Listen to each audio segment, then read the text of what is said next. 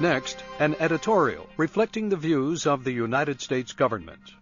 The Iranian regime's assault on peaceful minority rights activists continues, and the pace seems to be increasing.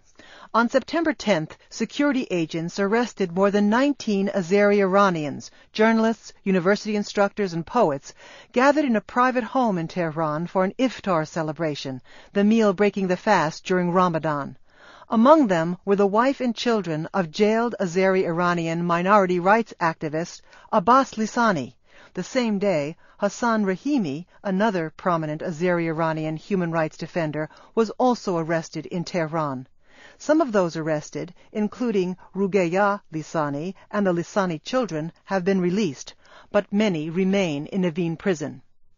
The arrests of the Azeri Iranians follow a campaign of repression targeting minority groups in Iran, including Kurds and Balouchis, as well as Azeris. Amnesty International has reported that the deep-rooted discrimination experienced by Iranian Kurds is proceeding unchecked, and noted that Kurdish human rights defenders, including community activists and journalists, face arbitrary arrest, mistreatment, and prosecution. Amnesty cites the case of human rights activist and journalist Mohammad Zadig Kabudwand, who was sentenced in June to 11 years in prison.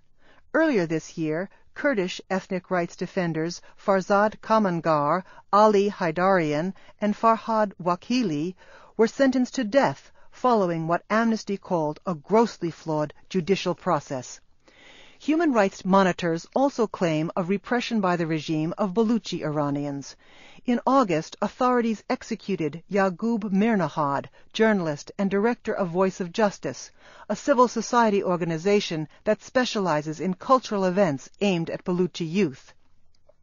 There are reports that hundreds of Baluchi Iranians are imprisoned under sentence of death in Sistan va Baluchistan province. Earlier this year, the United States joined the European Union in expressing concern over the deterioration of the human rights situation in Iran, especially those of human rights defenders, women, and minorities.